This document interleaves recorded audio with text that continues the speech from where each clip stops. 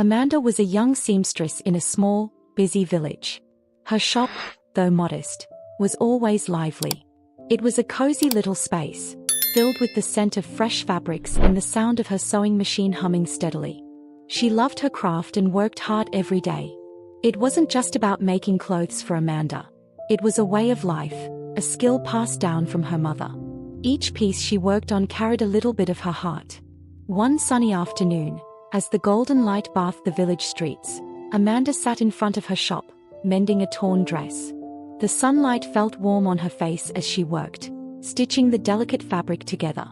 Children played nearby, their laughter filling the air, and the peaceful buzz of the village surrounded her. But something unusual happened that day, something that would change everything. A stranger walked into the village. He was tall, dressed in a weathered coat, his face lined with the weariness of a long journey. His eyes searched the streets with a kind of determination that made Amanda pause. His name was Namdi, and his presence felt out of place in the quiet, familiar surroundings of the village. Namdi stopped a passerby, asking, "Good afternoon. Do you know Amanda, the seamstress?"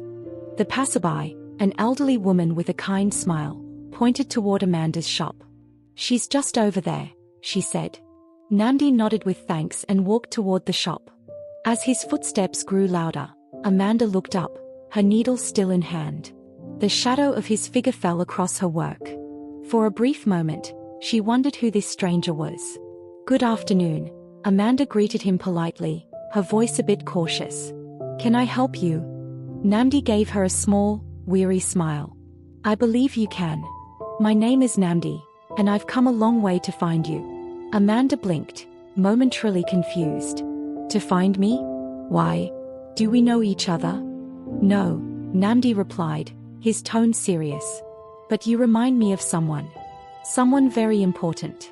You look just like the late daughter of a wealthy family I work for, the Okeke family in Onitsha." Amanda frowned, shaking her head slightly. "You must have the wrong person. I've never been to Onitsha. I've lived here my whole life. My family's from this village." Namdi's eyes softened with an almost sad look. "Please, just hear me out. I think there's more to your story than you know. The Okeke family has been searching for you." Before Amanda could respond, the sound of footsteps approached quickly, followed by the heavy thud of a basket hitting the ground. It was her mother, Mama Amanda, who had been out gathering vegetables. But when she saw Namdi, her eyes widened with shock. The basket slipped from her hands, spilling the vegetables all over the ground. Her voice was sharp, demanding, "Who are you, and what do you want with my daughter?" Amanda stood quickly, stepping forward to explain. "Mama, this is Namdi. He says he's looking for me, but..." Mama Amanda cut her off, her voice low and firm. "Amanda, go inside. Now." Confused and now worried, Amanda obeyed, her heart racing as she glanced back toward the two adults. She couldn't shake the feeling that something was wrong. Once Amanda was safely inside, Mama Amanda's gaze turned hard. She faced Namdi with an intensity that seemed to push him back a step. "You shouldn't be here. Leave this village." Namdi's voice remained calm, but there was an edge of urgency. "I'm not here to cause trouble. I'm here because Amanda deserves to know the truth. The Okeke family has been searching for her for years. She needs to know who she really is. There is no truth to uncover," Mama Amanda snapped, her voice laced with finality. "Amanda is my daughter. That's all you need to know." But Namdi didn't back down. He leaned in slightly, his voice dropping to a whisper. "Are you sure? Or did you find her?" "I know what happened years ago, Mama. The Okeke family has been looking for her ever since." Mama Amanda's face tightened. For a moment, she looked almost worried. But she quickly composed herself. "Leave now," she said, her voice colder than before. "If you care about Amanda's safety, stop asking questions." Namdi's expression softened, and he nodded slightly, taking a step back. "I'll leave, for now. But Amanda deserves to know where she came from." With those words, Namdi turned and walked away, leaving a heavy silence in the air. Mama Amanda remained standing, frozen, her thoughts clouded with worry. Inside the house, Amanda peeked through the window, her heart racing. She didn't understand what had just happened, but something about it felt important, and something about Namdi's words felt like they had struck a chord deep inside her. The sun was beginning to set, casting long shadows over the village as Amanda sat on the porch of her home, mending another dress. Her thoughts kept drifting back to the stranger, Namdi, and the strange encounter they'd had earlier that day. Why had he come all this way to find her? And why had her mother reacted so harshly? As she worked, her mind raced with questions. Was Namdi telling the truth? Could she really be connected to a wealthy family in Onitsha? Could it be that her whole life, everything she had known, was a lie? Later that evening, after dinner, Namdi returned to the village. He came to Amanda's house again, standing at the door with a serious look on his face. "Amanda, I know this is difficult to believe," Namdi began, his voice soft but firm. "But I'm not lying. I work for the Okeke family in Onitsha. They have been searching for you for years." Amanda looked at him, still unsure. Why would they be looking for me? What do they want with someone like me, a seamstress from a small village? Namdi stepped closer, speaking with urgency. "It's not about what you do. It's about who you are. You look exactly like the daughter of the Okeke family. The late daughter, to be precise. I believe you are her." Amanda felt a cold shiver run down her spine. "You're wrong. I've never been to Onitsha. My mother raised me here. I don't even know who the Okeke family is." At that moment, Mama Amanda stepped into the room, her face pale. She froze when she saw Namdi standing there, her eyes narrowing with suspicion. She had known this day would come, but she had hoped it would never happen. "Mama, Namdi says he works for a family in Onitsha," Amanda began, but her mother quickly interrupted her. "Enough," Mama Amanda snapped, her voice shaking with fear. "You don't need to listen to him, Amanda. He's here to stir up trouble." Namdi stepped forward, unbothered by her reaction. "You don't have to hide it anymore. Amanda deserves to know the truth." Mama Amanda's face darkened, and she walked over to Amanda, her hands trembling. "Amanda," she began softly, "there's something I've kept from you all these years. Something I've been trying to protect you from." Amanda looked at her mother in confusion. "What do you mean?" Mama Amanda hesitated, her eyes welling with tears. She took a deep breath before speaking the words that would change everything. "Amanda," she began, "you weren't born here. You were abandoned near the village when you were just a baby. The Okeke family, they had a daughter who was similar in age to you, but she disappeared. The family was desperate to find her. They never did. And when you were found, I took you in and raised you as my own. I never told you the truth because I wanted to protect you. I didn't want to lose you too." Amanda stood frozen, her heart pounding. Her mind was a whirlwind of confusion and disbelief. She had always thought she was Mama Amanda's biological daughter, the child she had raised with love and care. But now, the truth was staring her in the face. She wasn't who she thought she was. "Mama, why didn't you tell me?" Amanda whispered, her voice trembling. "Why keep this from me?" Mama Amanda's eyes filled with sorrow. "I couldn't. I was afraid that if you knew the truth, you would leave me. And I couldn't bear the thought of losing you." Amanda sat down, her head spinning. Everything she had known about her life had been turned upside down. She wasn't just a seamstress in a small village. She was connected to a powerful family in Onitsha, a family she had never known. Namdi watched them both in silence, his face somber. "I know this is a lot to take in, Amanda. But you deserve to know the truth. The Okeke family has been searching for you. And I believe you belong with them." Mama Amanda shook her head, her voice desperate. "No, Amanda. You don't have to go. I'm your mother. Please, stay with me." But Amanda's thoughts were already racing ahead. For the first time in her life, she felt a pull to find out who she really was, to meet the family she never knew. "Mama," she said softly, her decision clear in her heart, "I need to know. I need to go to Onitsha." Mama Amanda looked at her with a mixture of fear and sorrow, but she didn't stop her. "If you go, I'll never forgive myself," she whispered. Amanda stood up and walked toward the door, her mind made up. "I have to go, Mama. I have to know the truth about who I really am." The sun dipped below the horizon, painting the sky in hues of orange and pink. Amanda sat quietly on the wooden bench outside her home, staring at the horizon. Her thoughts were a storm of confusion, fear, and hope. Namdi's words echoed in her mind. "You deserve to know the truth." And her mother's voice, trembling with emotion. "I couldn't bear to lose you." Amanda glanced back toward the house.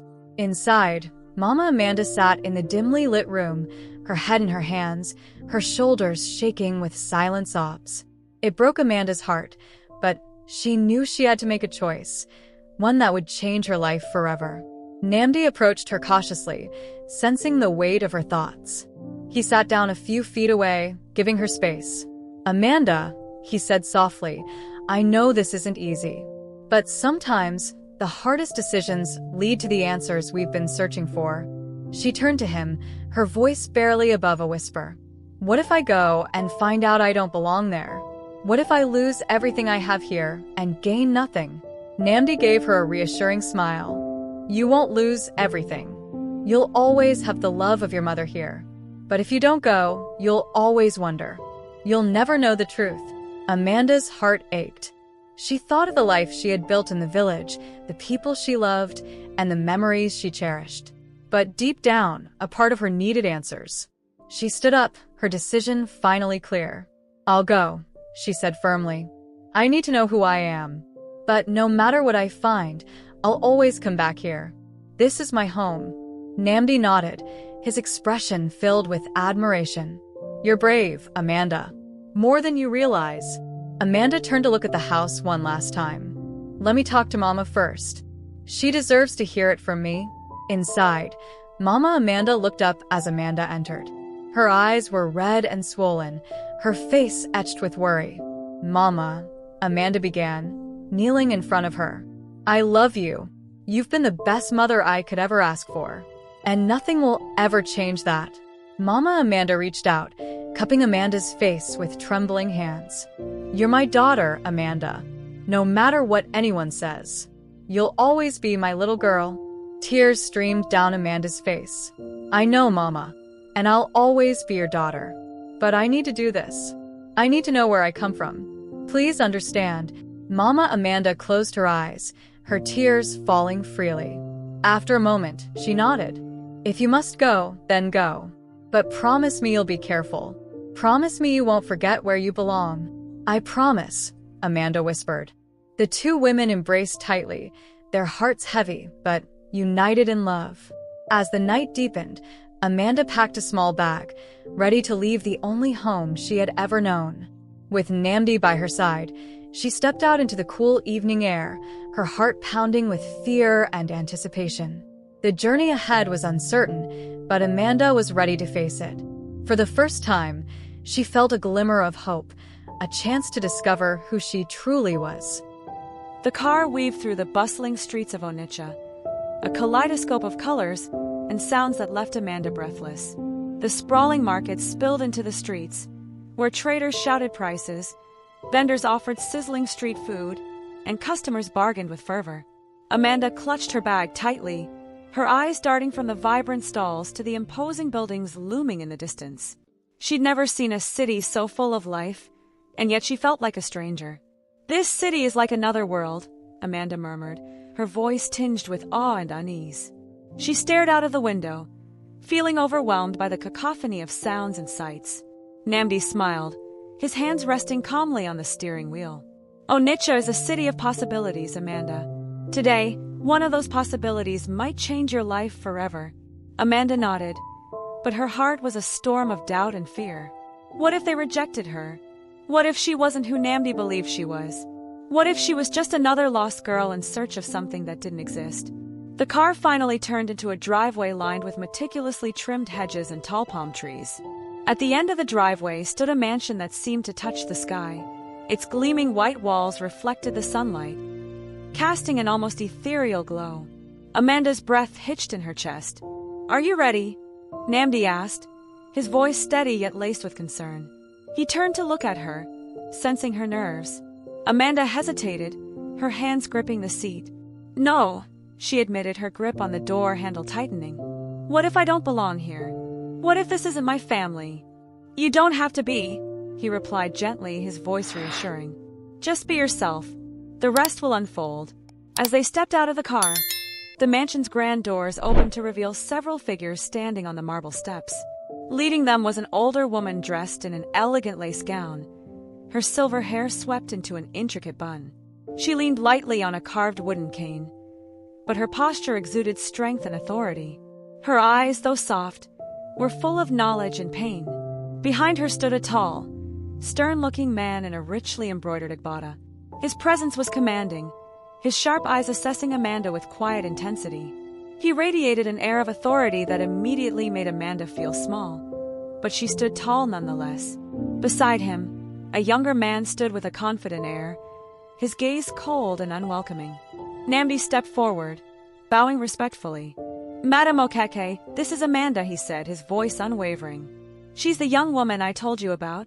Madam Okeke's sharp eyes softened slightly as she studied Amanda. So, you're the one, she said, her voice both curious and guarded. Yet there was something warm about the way she looked at Amanda. Tell me your story. Amanda swallowed hard, her voice trembling as she spoke. Good afternoon, ma'am. I don't want to impose. I just want to understand where I come from. Her words faltered slightly as she spoke, unsure of how to approach the moment that might change everything for her. Before Madame Okeke could respond, the younger man, Chisholm, let out a derisive laugh. Here we go again, he sneered. Another stranger claiming to be family. How much are they paying you? Chisholm. Madame Okeke snapped, her tone silencing him instantly. She turned back to Amanda, her gaze piercing yet softening with an unspoken understanding. Come inside. Let's hear her story. The grand foyer of the mansion was even more overwhelming than its exterior. Crystal chandeliers hung from the high ceilings, casting shimmering light across the marble floors. Amanda felt out of place, her simple sandals clicking softly against the polished surface. She looked up, trying to take in the elegance around her, but it only made her feel smaller, more uncertain. In the living room, Nambi carefully unfolded a small bundle, a faded baby blanket. This was found with Amanda when she was abandoned, he explained, his voice steady but with a hint of emotion. It bears the Okeke family crest. Gasps rippled through the room as he held up the blanket, its intricate embroidery catching the light.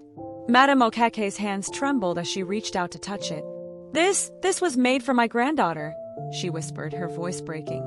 The same design. Chisholm rolled his eyes, leaning against the doorway. A coincidence. Anyone could have copied the pattern. There's more, Namdi continued, ignoring the interruption. Amanda has a birthmark, a crescent shape on her shoulder. It's a rare feature passed down in the Okeke bloodline.